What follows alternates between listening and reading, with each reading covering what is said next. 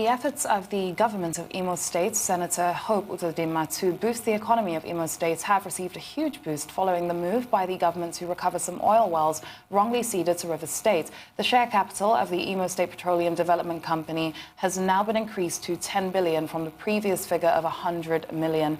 Special Advisor to the Governor and Coordinator Oil and Gas, Honourable Goodluck Opia, says the move would lead to massive job creation for the youth in the state. And he's joining us now on Newsday to talk about the state government's efforts to position Imo to play a meaningful role in the oil and gas industry as well as governance amid COVID-19. Mr. Opia, many thanks for joining us on Newsday today to talk about this in more detail. When I saw this, I said, wow, this is great, to increase the state's share capital from 10 million to 100 billion naira. What is this going to mean for Imo State? Okay, thank you. The Imo Petroleum Development Company Limited is being an old company incorporated since 1999, but has been left dormant up to 2009 when the then Governor Goodluck increased the share capital from 10 million. Can you guys reach this guy? 100 million, and I intended to make the company active through the operations of can you guys if refinery. That could work between when Governor Hakim left office and when the distinguished Senator Uzodimma came on board. He quickly decided to revive the company and make it operational.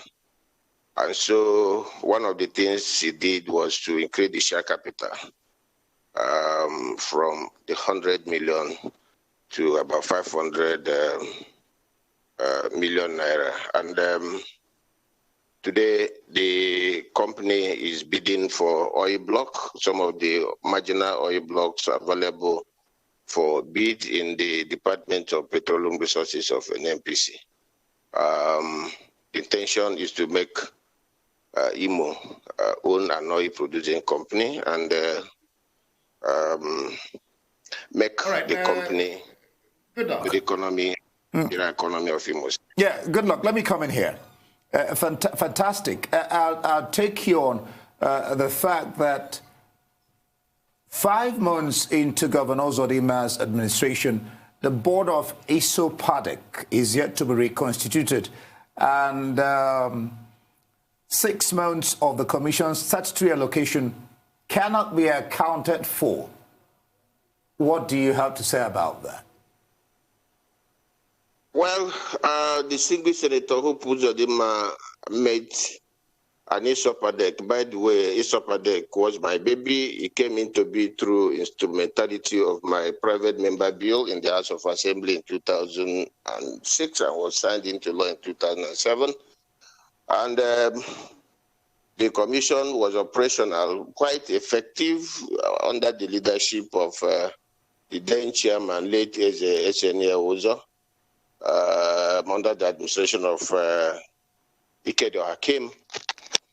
That commission has got moribund since 2011 when we left office. I was the speaker then. And between then and until distinguished Senator Uzodimma came on board in January 2020, the commission was not able to provide a single amenity in any of the oil-producing communities of Imo State. And yet, the 13% derivation fund was coming in regularly from the Federation account. And for distinguished Senator Uzodimma, this was unacceptable. And he set out immediately to find out reasons for the non-performance of the commission, which was well intended. And so he has set up a forensic audit to look into the finances and the operations of the commission generally.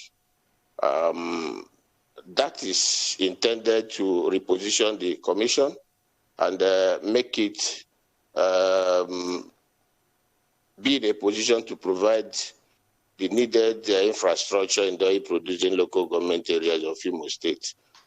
In doing so, he will be reconstituting the management board very soon. The issue of the allocation is an unnecessary worry. The government has not been able to tamper with a kobo accruing to the commission. Indeed, Senator Opuzadem has been able to save about 2 billion naira that has accrued to the commission between January, February, when he assumed office. And that amount is waiting to be unleashed in the oil-producing areas of Imo for development. The intention is to leave lasting legacies in the oil-producing communities. The governor means well for Imo oil-producing areas, and people are becoming unnecessarily worried. And I just wonder why they should be worried when they have a commission that has been ineffective, that has not been able to deliver any form of amenity for the past 9 to 10 years. Why are they worried that the board has not been consulted within eight months? They should be. I mean, fine that the governor is trying to put things in order, but the people should be worried why it hasn't been reconstituted. Maybe your explanations will help them. They should be worried. Yeah, they should listen to explanation. They shouldn't be listening to political detractors. They shouldn't be listening to the enemies of government. The commission so far has been used to settle political patronages and as a conduit pipe for siphoning the funds ordinarily that should have been meant for the development of oil-producing communities. The commission is overstaffed with well over 300 staff, redundant staff, doing nothing. As an interventionist agency, that commission is supposed to have staff that are supposed to be ready to provide services, to provide infrastructure to the oil producers. But today we have staff that are idle because they have not been put in use. All right, Honorable Godwin, Goodluck rather. Honorable Goodluck, would you permit me to come in at this point? You said that they are overstaffed. Was that the reason why the governor cut down the salaries of these individuals by 80%? Because several of them are claiming that as much as 80% of the salaries were cut. As a matter of fact, they said the governor is still owing them 3 months' salary. No, the salary cut is part of the sanitization exercise going on. But as much as 80%? I tell you, I'm coming. I tell you, most of those names can best be described as ghost workers.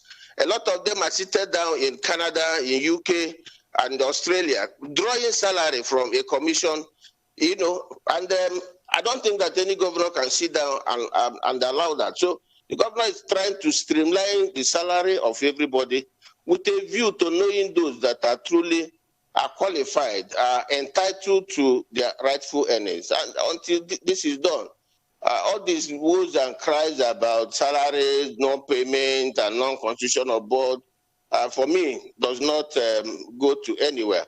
I appeal to everyone, especially the stakeholders in the oil-producing areas, to be patient.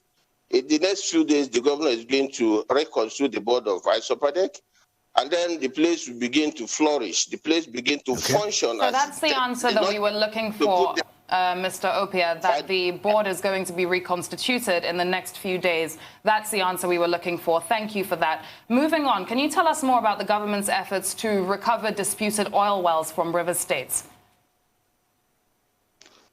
Yeah, Imo is supposed to be a major oil producing state in this country. One of the reasons why we are lacking behind is because some of the oil wells belonging to Imo have been credited to neighboring states of rivers, and now even Anambra is trying to lay claim to some oil wells belonging to Imo. And subsequent previous administration didn't do much to recover these oil wells. But distinguished Senator Hope Uzodinma has come in and taken very practical steps to ensure that those oil wells are recovered. And there are many of them. Many of them in Accra, in Uguta local government area. There are many of them in Umudike and Etekuru in Ohajebema local government area. In fact, we have come to realize that there are some in Awara, in Ohajebema local government area. So it's not a violent process. We've taken the matter through the National Boundary Commission and the Office of the Surveyor General of the Federation. And we are working hand in hand with all the relevant agencies of government, both in Imo, Rivers, and the national government of Nigeria. And we intend to have these issues resolved amicably without quarrels. All right. Well, a faction of the National Union of Local Government Employees is calling for the arrest and the prosecution of the erstwhile Deputy Governor of Imo State, that is Gerald Irona. At the same time, Gerald Irona is daring the governor to probe him. Is the governor ready to take up Irona's challenge? Well, the former Deputy Governor, Honorable Ronald Irona, cannot be a problem to His Excellency, the Governor, Senator Uzodinma, or Imo State government. It's the least challenge that anybody can think about. The call by the local government, Noge, is their entitlement. It is their right to air the opinion.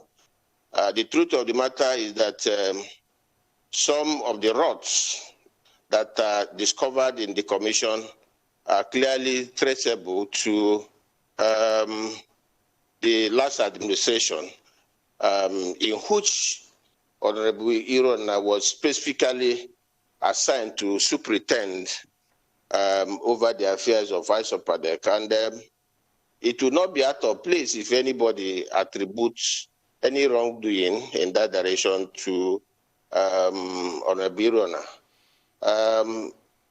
We will get to the end of the matter. Like I said, you can now see why stakeholders should be patient. Imo people should be patient. They shouldn't allow anybody to push them, play into the gallery with politicians and some unscrupulous members of our society. There is very big rot in Isopadec. The place is in a mess. The place has been completely messed up. Several hundreds of billions are carted away by stakeholders, you know, so-called leaders and big men within the federal constituency and beyond. And the governor is not prepared to put these things under the carpet and let it go. It can never be business as usual. I can assure you the new Isopadec boards will be people with track record of transparency and accountability, and the commission will be repositioned to deliver social amenities to the people of Ohajebema and Uguta and now Oru East local government area. All right, Honorable, good luck. I want to find out from you because I'm looking at the figures for the IGRs for states for 2020 and I beg your pardon, Imo State, just behind Bayelsa State at 22. And you look at that, that's quite low. And how does Isopadec probably directly and indirectly influence? How do you want to use it to probably boost the IGR of Imo State to probably help even better the well-being of those indigenous in that state?